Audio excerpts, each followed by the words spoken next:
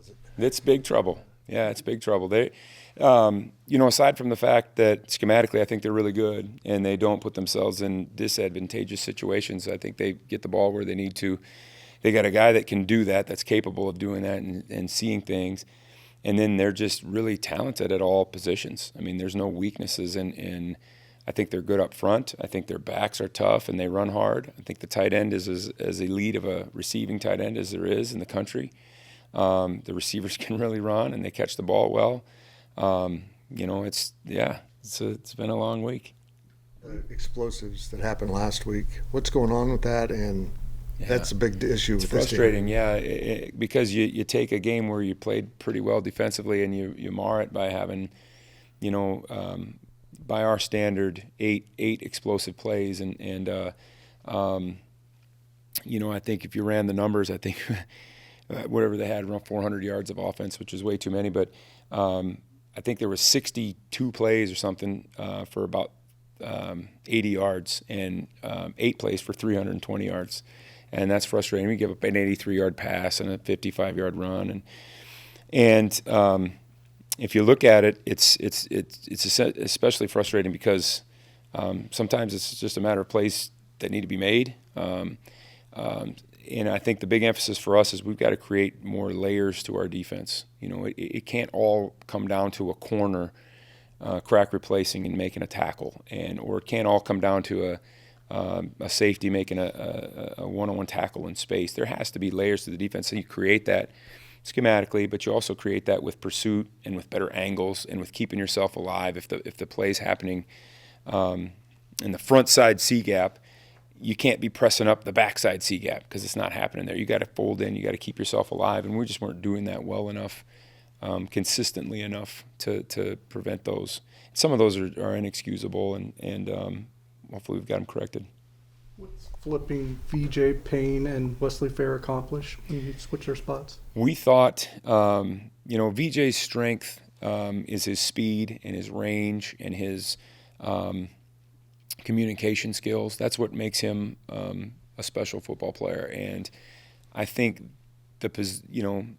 when we kind of schematically modified ourselves, he was no longer in a position where those things were being used to the greater degree because he was in the box more. He was doing those things. And not that he's not capable of doing those things, but he's going to be much more effective in the middle of the field running the defense, communicating, which has been an issue for us, and tracking the football, which is something that he does really well. And conversely, Wesley Fair, I think, has a really good feel for the box. I think he has a really good feel for fits and just kind of natural in there. And so those are things that probably, we talked about doing it early. We talked about doing it in spring ball, but VJ had been playing that position for so many years. We just thought we'd leave it alone.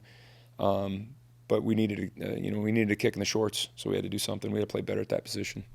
Leaving the field last Saturday, is that the happiest you've been about your guys from an effort standpoint? I was happy with the enthusiasm that they played with, yeah.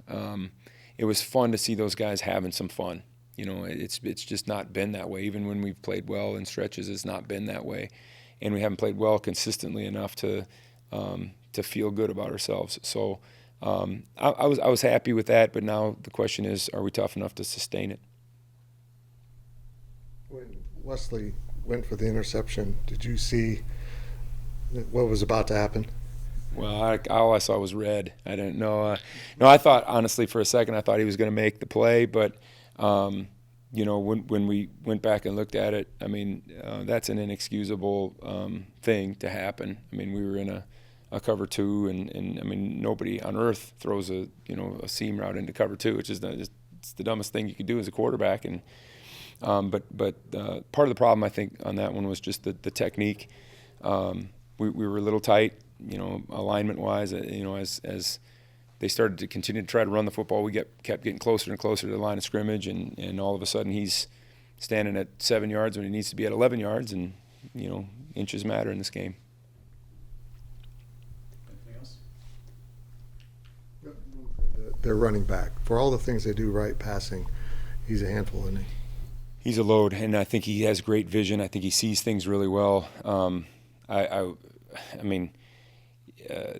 I don't remember. I do remember playing against the guy that was hurt a couple years ago when he was here. I can't, and I think he's a heck of a football player. But this guy, to me, is as good as there is. I mean, he's a load.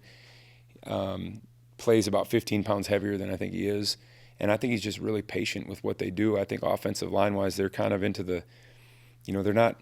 They're a mush ball. They're gonna step with their inside foot and just kind of try to move people, and he's just very patient in there. He's not a big bounce guy, but he's gonna sit in there and be patient until something opens up, and then when it opens up, he hits it like a lightning bolt. So we just got to get population around him as much as we can. What makes the quarterback special? I think it's his command of the offense. He sees the 1-high, 2-high pictures so well. I think. When you look at them, you're going to have all kinds of issues with the single receiver in one-on-ones. And sometimes it's not balls being caught, but he'll throw it over there and throw it on and draw pass interference penalties. So sometimes he just understands where the matchups are that he can win with, and he gets it to those matchups. So I think it's just his ability and understanding of what they do and where they want the football to go based on what the defense is showing them. That's what makes him really good. Is Malcolm Crowder one of your most improved players right now? He had a really good game, and it's fun to see him getting better.